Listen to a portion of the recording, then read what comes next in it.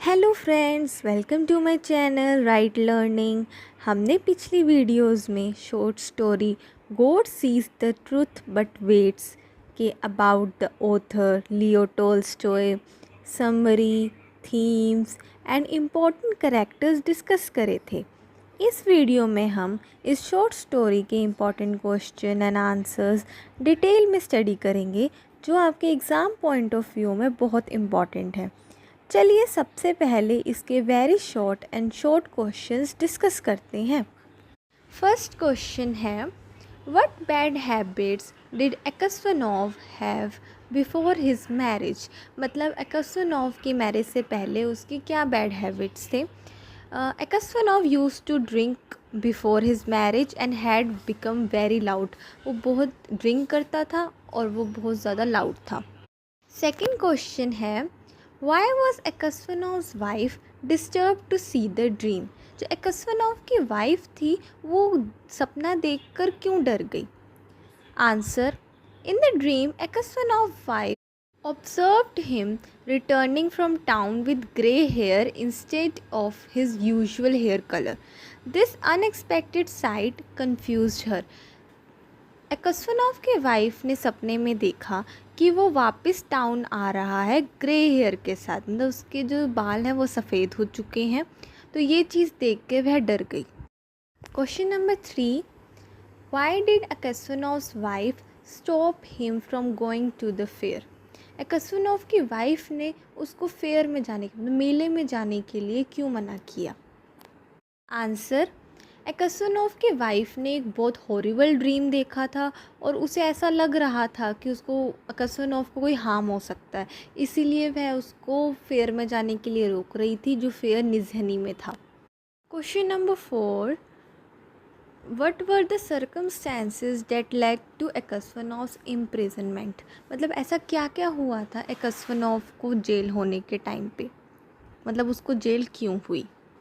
Answer, एक्सफनोव जिस merchant के साथ प्रीवियस नाइट, मतलब पिछली रात को था, उसका गला काट दिया गया और एक्सफनोव के ऊपर सारी नज़रें थी कि उसी ने क्राइम किया हो, क्योंकि वह ही उसके साथ था।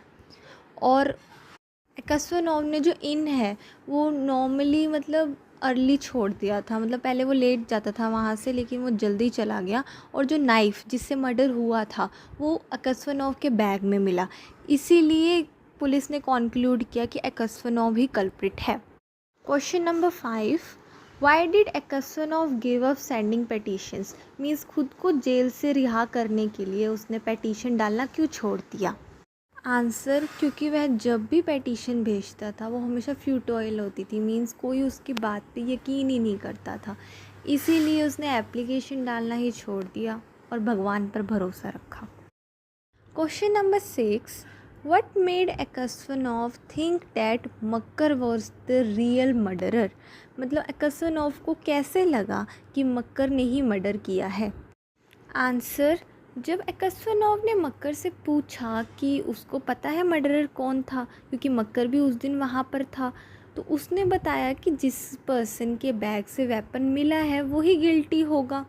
कि मक्कर ने यह भी कहा कि जो एक्यूज़ की इनोसेंस है, मीन्स उसकी बेगुनाही तभी साबित हो सकती है जब रियल मर्डरर की प्लेसमेंट, मीन्स नाइफ़ उसी ने ही रखा है, ये प्रूव हो जाए। मतलब मक्कर ऐसे बात कर रहा था जैसे उसी ने ही मर्डर किया हो, ना कि एक आम लिसनर की तरह वो स्टोरी को सुन रहा था जो एक्सफनोव से सुना रहा था। इसलिए एक्सफनोव को बिलीव हो गया कि मक्कर ही एक्चुअल मर्डरर है। Question number 7, why did Aksionov think of killing himself. Means Aksionov खुद को क्यों मारना चाहता था। आंसर, जब एक्सफनोव को पता चल गया कि जेन्युइन जो मर्डरर है उस मर्चेंट का वो मक्कर है, तो वो सब कुछ खो बैठा। उसको ना ही फैमिली मेम्बर से ना ही गवर्नर से कोई हेल्प मिल रही थी, और वो 26 साल से इस जेल में बंद था और बहुत ओल्ड हो रहा था, इसलिए उसने सोचा कि मैं खुद का ही मर्डर कर देता हूँ। Question number 8, what was Aksionov's realisation by the end of the story. Means Aksionov की ने क्या रियलाइज़ किया स्टोरी के एंड में। आंसर, एकसनोव का जो कॉन्फिडेंस था गॉड में वो बहुत स्ट्रेंथेंड हो गया, मीन्स उसका बिलीफ बहुत ज़्यादा स्ट्रॉन्ग हो गया। जब मक्कर का हार्ट चेंज हो गया, मीन्स मक्कर को अपनी गलती का एहसास हो गया, तो एकसनोव ने कॉन्क्लूड किया कि God sees the truth but weights, भगवान सच्चाई देखते हैं लेकिन वेट करते हैं सही समय आने का। Question number 9, what impact did the book the lives of saint have on Aksionov. ये जो लाइफ ऑफ सेंट्स है, ये बुक एकसनोव अपने जेल में पढ़ रहा था, तो उसका क्या इम्पैक्ट होता है उसकी लाइफ में। इस बुक ने उसको पीस और विजडम प्रोवाइड किया। जो उसके फेलो प्रिजनर्स थे उसको आइडलाइज करते थे और उसको ग्रैंडफादर द सेंट बुलाते थे, और जब भी उनको लगता था कि उनको बीच में कोई कन्फ्लिक्ट है या लड़ाई है तो वो इस सेंट के पास, मीन्स एकसनोव के पास आते थे सेटलमेंट के लिए। चलिए, ये थे कुछ very short and short answer type questions. इसके बाद हम करते हैं ऐसे type questions. Question number 1, describe the life of Aksionov in prison, means prison में उसकी लाइफ कैसे थी। आंसर, एकसनोव को जेल हो गई थी क्योंकि उस पर इल्ज़ाम था कि उसने मर्चेंट का मर्डर किया है, लेकिन सच्चाई तो ये थी कि मक्कर सैम्योनिक ने मर्डर किया था। उसकी वाइफ ने भी उस पर शक किया था, इसीलिए वह बहुत सैड था। उसकी सारी होप्स लॉस्ट हो गई थी, लेकिन उसे भगवान पर भरोसा था।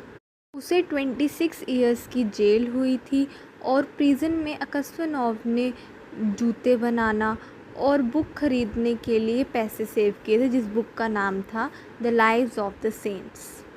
संडेज़ को वो ये इस बुक में से लेसन्स पढ़ता था और सबको सुनाता था, और जो प्रिजन के अथॉरिटीज़ थे वो उसको एडमायर करते थे उसके जेंटलनेस के लिए, और वो उसको, जो उसके फेलो कन्विक्ट्स थे वो उसको रिस्पेक्ट करते थे और उसको ग्रैंडफादर और द सेंट बुलाते थे।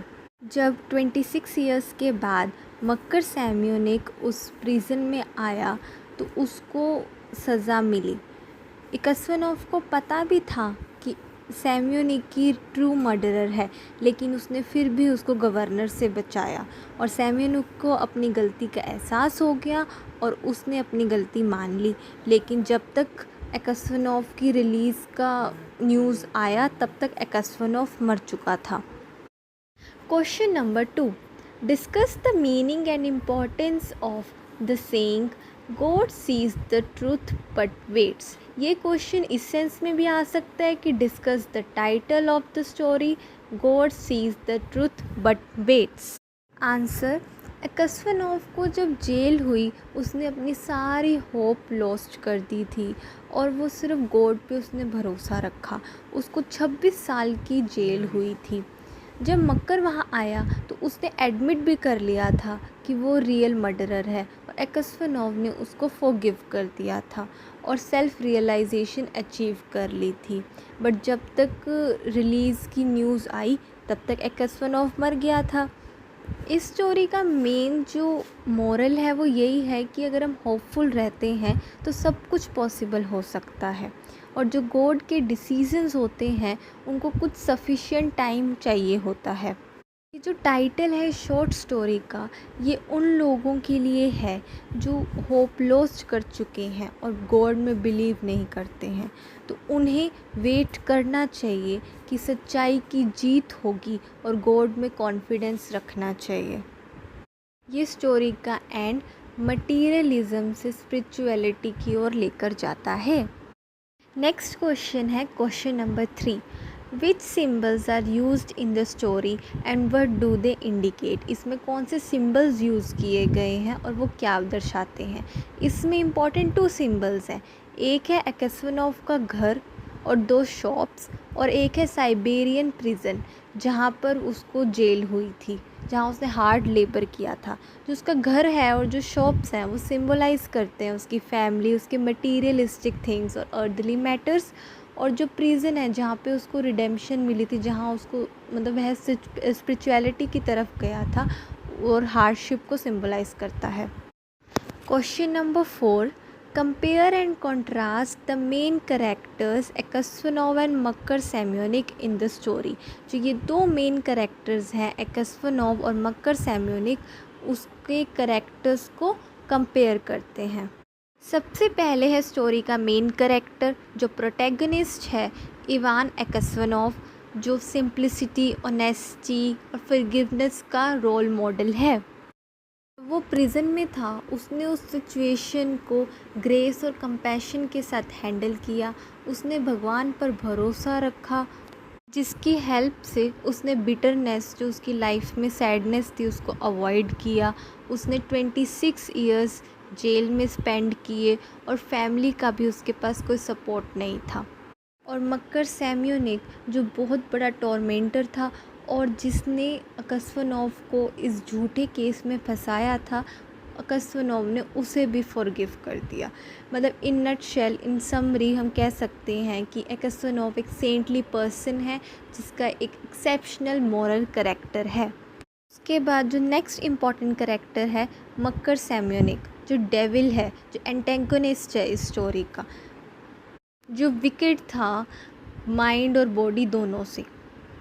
उसने मर्डर कमिट किया था और एक इनोसेंट पर्सन अकस्वनोव को जेल भेज दिया था। फिर भी उसको ना कोई रिग्रेट था इस बात का। उसने इतना तक प्लान कर लिया था जेल से बाहर निकलने के लिए, वह टनल डिग कर रहा था, लेकिन अकस्वनोव ने उसे पकड़ लिया था और गवर्नर को इस बारे में नहीं बताया था। तब जाके मक्कर को अपनी गलती का एहसास हुआ था और अकस्वनोव ने उसे पार्डन कर दिया था, लेकिन तब तक टाइम बहुत निकल चुका था और अकस्वनोव मर गया था। नेक्स्ट क्वेश्चन है, why did Aksionov decide not to reveal the truth about Makar Semyonich. जब अकस्वनोव को पता चल गया कि मक्कर सैम्योनिक ने ही मर्डर किया है, तब भी उसने ये ट्रूथ क्यों नहीं बताया? आंसर, क्योंकि उसको उस जेल में रहते हुए 26 साल हो गए थे और वो बहुत ज़्यादा ओल्ड हो गया था और उसने अपनी मोस्ट ऑफ लाइफ जो है वो प्रिजन में बिताई थी और उसने अपनी होप, अपनी फैमिली, सब कुछ खो दी थी। इसलिए उसको लगता था कि अब वह यहाँ से इसको छोड़ के और कहाँ जाएगा। उसके पास कोई ऑप्शन नहीं रह गया था। उसे लग रहा था कि उसका आखिरी समय आने वाला है। अब सिर्फ उसे अपने गॉड पर ही भरोसा था। उसकी वाइफ ने भी उसको मिसअंडरस्टूड किया था और उसके ऊपर सस्पेक्ट किया था। जब प्रिजनर में न्यू प्रिजनर आया मक्कर सैम्योनिक, तो अकस्वनोव को पता चल गया था कि मक्कर सैम्योनिक ने ही मर्डर किया है और मक्कर सैम्योनिक ने भी अपना पार्ट एडमिट कर लिया था। लेकिन अकस्वनोव ने उससे रिवेंज लेने की जगह उसको फॉरगिव कर दिया, क्योंकि उसके हिसाब से forgiveness was the best form of punishment. Next question है, discuss the theme of the story. इस स्टोरी की थीम मैंने इससे पिछली वीडियो में पहले ही डिस्कस कर ली है। उस वीडियो का लिंक मैं इसकी डिस्क्रिप्शन में डाल दूँगी, आप वहाँ से इसकी थीम पढ़ सकते हैं। ये थे इस शॉर्ट स्टोरी के कुछ इम्पॉर्टेंट क्वेश्चन एंड आंसर्स। ये स्टोरी यहीं ख़त्म होती है। अगली स्टोरी हम अगली वीडियो में डिस्कस करेंगे। Thanks for watching. Please like, share, subscribe for more such videos. और आप सब अपने सजेशंस वीडियो के कमेंट सेक्शन में ज़रूर डालें। कोई डाउट है तो वो कमेंट्स में ज़रूर बताइएगा। Thank you.